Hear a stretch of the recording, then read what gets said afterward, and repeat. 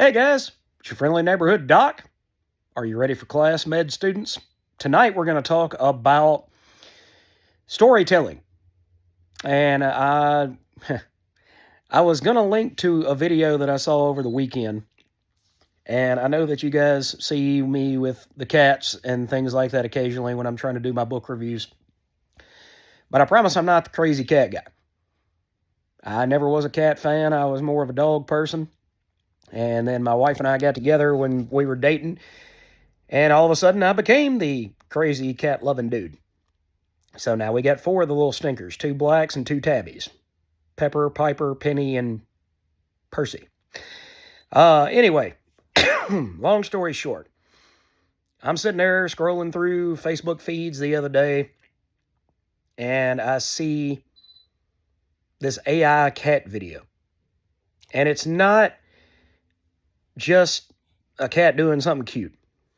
It's a story of a father and a son.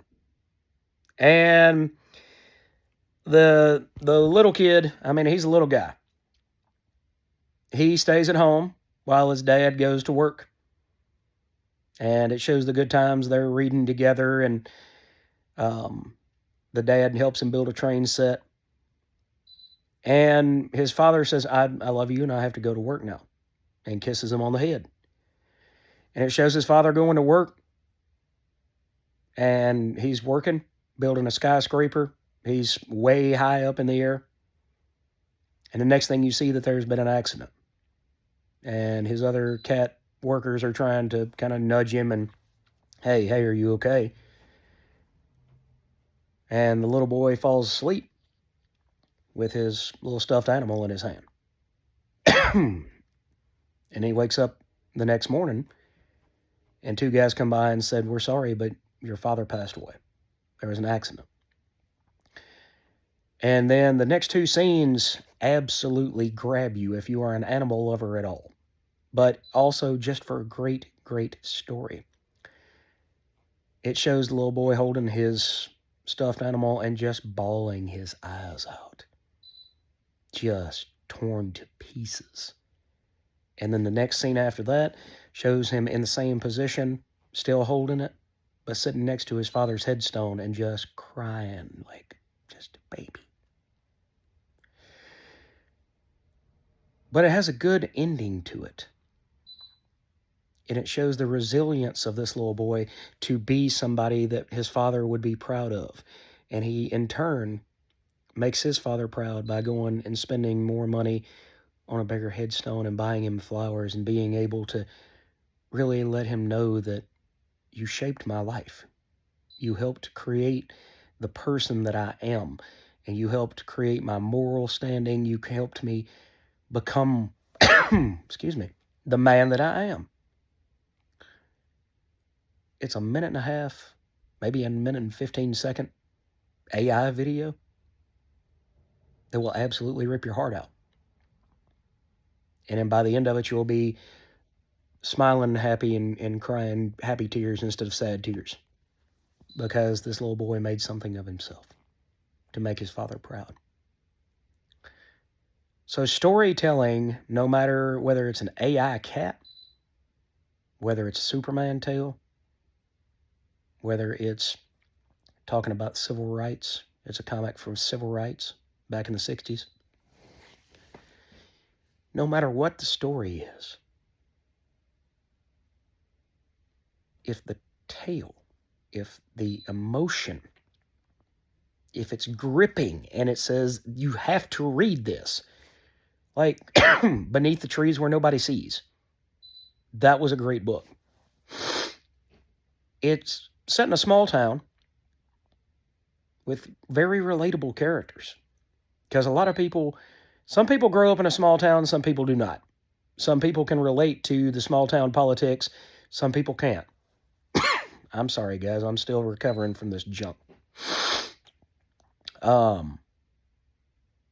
But in this whole story, there's something that's relatable to everybody. You're either the serial killer who's trying to hide the bodies, you are the person that is trying to out the serial killer to claim their own fame, You're one of the townspeople that's trying to figure out who's killing the other townspeople. So am I going to live? Am I going to die? Or you're some sort of omniscient narrator character that's just reading all of this and saying, I wonder who I'll save. I wonder who will end up at the end of this story and who's going to be gone. So storytelling, no matter what format we're reading it in,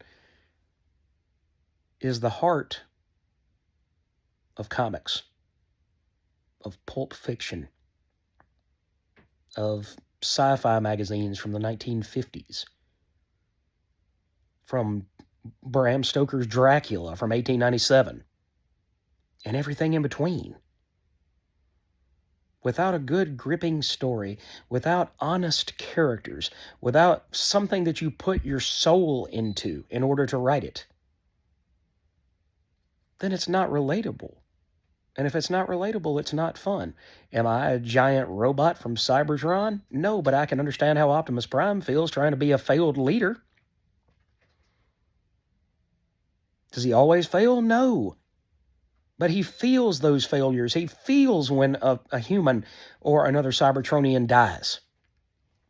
It emotionally affects him. He doesn't just continue on, pun intended, like a robot.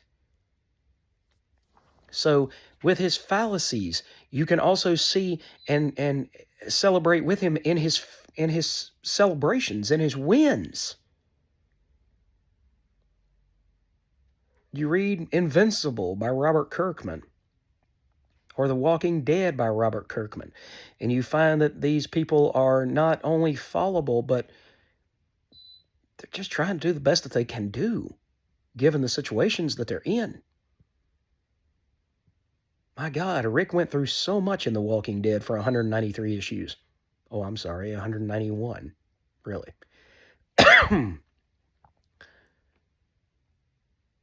But you loved Rick Grimes.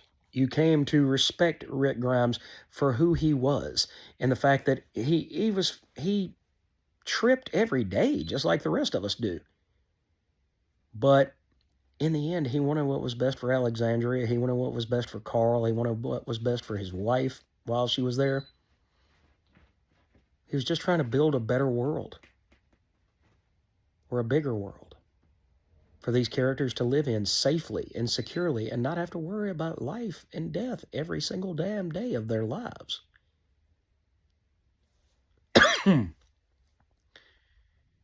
So whether it's poetry, whether it's movies, whether it's comics, no matter what you're reading, is storytelling the most important part to you? Because it is to me. You've got to pull me in. Or do you just read things to kind of escape? And it doesn't matter whether it's the greatest thing you've ever read, as long as it gets you away from the fights that your mom and dad are having, the feelings of inadequacy that a lot of teenagers go through. You lost your first job. God forbid you were hurt by someone of either the same or opposite sex. You can go through these things. A personal story is I lost my papa back in 2003. He passed away in November.